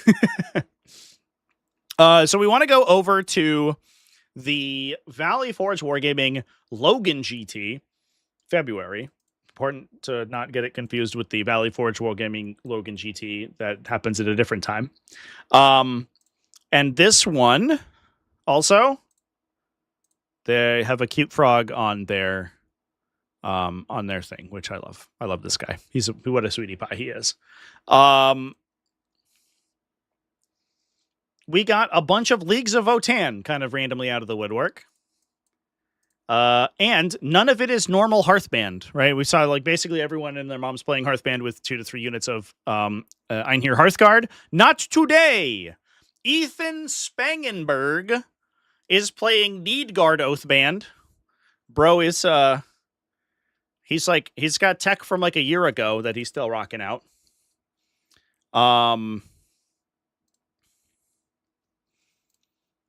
We've got a call with Speculator. So you get wound rerolls of 1. In addition, if you pay 3 yield points, you also get +1/+2 wound. We have a Memnir Strategist with Dead Reckoning, so he can gain a yield point if you didn't spend any yield points. So you generate 1,000,000,000,000 yield points anytime that you want. And then we have an Uthar for free strats, which is good because we're going to be needing them. We have a Hearthkin Warrior unit, 1 Sagittor, so we can split the Hearthkin Warrior unit into 2 little units, plus a Capricus Carrier. 2 units of 3 Brookir Thunderkin, plus a unit of 6, with SB Conversion Beamers on the unit of 6. That's for, if you haven't seen this is all like classic combos. But we haven't really talked about Needgaard Oathband in like 8 months, so it's been a while. You get 4+ criticals when you're outside of half distance because of the conversion keyword. And then their lethal hit baseline, you can give them sustained hits 2 if you spend 3 yield points and 1 command point for Ancestral Sentence. So they get their strength 7 base. They're shooting 4 plus critical, sustained 2 plus lethal, which is a lot. There's a lot going on there. The average damage from that unit at 3 damage per is kind of insane. We have 1 Einhir Hearthguard unit. That's almost certainly for the Oathbound Speculator guy. These guys get very, very good use out of rerolls and the +1 to wound, because they'll usually attack a bunch of times in shooting, especially with the plasma guns, so that they have like non-devastating sort of individually high impact attacks. So they're very good with the rerolls to confirm those. Then they also have the grenade launchers. Then they also charge into melee, and they can, if they have enough yield points to fuel it, they can give +1 to wound both in shooting and melee. So they go kind of hard. 1 Hekaton Land Fortress, Hernkin Pioneers times 2. 2 units of 3. These guys are very important because having 6 OC rather than 5 on a lot of like the Jaeger units means that it's good to take objectives away from 5 model utility units. So like flayed ones or Space Marine Scouts on an objective, if you have only 5, it's very difficult to take that away, so you don't generate yield points from it. However, the Hernkin Pioneers are faster on board. They can't go through walls, so it's kind of a wash, but on board, they're faster, and they're 6 OC. So it's much higher chance that you actually steal objectives from people to keep the yield point generation going. Hernkin Jaegers for the Capricus Carrier, plus Ironkin Steel Jacks with melee. This is pretty sick. We do have an AOC in here, so the 2+ save units are very good. We can give +2 AP if we spend yield points in melee. And yeah, so they can go to, I think you can Ancestral, oh, that's shooting phase only. Yeah. So it's literally, we can push them to AP2, which is pretty good. Plus that's they're being delivered by the Hekaton Land Fortress, I guess, as well. Pretty neat. It's cool to see. It's been a while since we've seen Needgaard. I'm curious to see whether Needgaard survives the new detachment, because the new detachment just seems so solid, and Needgaard is also just like, I'm solid, but also I don't know, I spend yield points, which the other one also does. So I don't know, either way. The other thing that we have is a post-nerf Brandfast Oathband at X and 1. Levi Liebengood. What a name. It's a good list name, too. We're knocking it out of the park right here. Played Brandfast Oathband. So this is sustained hits when you are wholly within 6 inches of a transport. And if we have Trivarg Cyber Implants, which we do want to call, we get sustained hits 2 if we pay 2 yield points when you are selected to shoot. So very similar to the Oathbound Speculator, where we can buff our attacks in exchange for yield points. We're doing a similar thing here. We also have a Brokir Ironmaster with Signature Restoration, which repairs +1. It's also only 5 points, so that's probably a filler. We have 2 units of Hearthkin Warriors, Capricus Carrier plus 3 Sagitors. It's important to note that the detachment ability is not contingent on you being transported by the transport. It simply works if you are near it. So if you spread Capricus Carriers and Sagitors over the entire table, then you will be able to spread the effect of the sustained hits more freely. It doesn't need to be like a transport you disembarked. It's not a fire support effect. You just have to be near any transport for it to work. We then have Brokir Thunderkin times 6 with conversion beamers. Basically the same combo that we talked about in Needgaard Oathband. You get sustained hits when you're near a transport, so you just hop out next to a transport. You then get 4+ critical lethal sustain more consistently. We have a Chthonian Earthshaker unit for indirect fire. Einhir Hearthguard, that's probably where the call's going. So what they can do is they can teleport in, because we have a teleport crest, right? Weave field. Teleport. There it is. We can teleport in next to a vehicle, whether that's a land fortress or one of the Sagitors, in order to benefit from the baseline sustains. Oh, excuse me. No.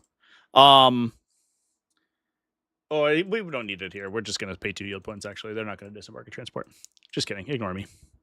if you didn't have Trivarch Cyber Implant, you could teleport in and get the sustained hits next to vehicles, but we're just going to pay yield points and get it anyway. Hernkin Pioneers, Hernkin Jaegers, double land fortress to shoot people with. There's a little bit of Hecatan land fortress like synergy in here. Vengeance Flare allows your land fortress to shoot when you hit infantry that are nearby it. So like when you dump out your Brokir Thunderkin and your opponent shoots them because they're the juiciest target ever designed by a human, then the land fortresses get to shoot you as long as you pay 2 yield points. Importantly, too, this is a detachment that basically always wants to lock into hostile acquisition. So having ways to ensure that it doesn't accidentally move into Fortify Takeover is very important because most of its effects only work in hostile acquisition, and hostile acquisition doesn't work. The defensive version, of the of Fortify Takeover doesn't work on vehicles. So you'd only benefit from the offensive plus with a hit portion. So burning through yield points is very important for this detachment. And then you can also move land fortresses through terrain features, which is neat. Pretty cool. Lots of scoring potential from just mass Hearthkin Warriors plus Sagitors. And then they also support your infantry, which is kind of neat too. You love it. Love to see it. Anyway, chat, I think that's going to do it for us today. It's basically our whole show.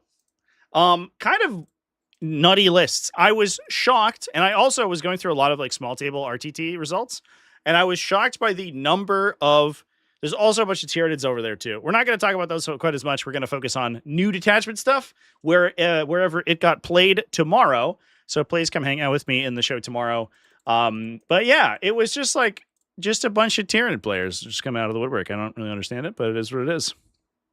Anyway, Azrael's undercosted. Yeah, you have to play Dark Angels though. So it's like the opportunity cost is pretty extreme. He probably is undercosted, but it's like you have to pay the cost of not playing Kelgar and Gilliman, which is a pretty hefty price tag, chat. I don't know. That's a lot. So yeah, that's the show today. I will see you all tomorrow. I'm going to go ahead and hop off. I'm not sure what I'm doing later. If I end up without anything to do, then I may live stream over on Twitch. We did live stream this morning though. So I might not. Otherwise, we are staring down the barrel of the completion of the T5S2 Grand Tournament. Oh, also, speaking of T5S2 events, let me, real quick, showcase to you my new event that was announced last night in the evening times. We are running a online GT. I have teamed up with National Tabletop League, and we are doing an online NTL event over in my Discord server. You can click on the link here in the video. I will post a link to this in the chat right now so that you can see if you are interested. I should have done this at the start. Oopsie daisies. Hello, Steam. If you are interested in playing some team format stuff, here you go. Then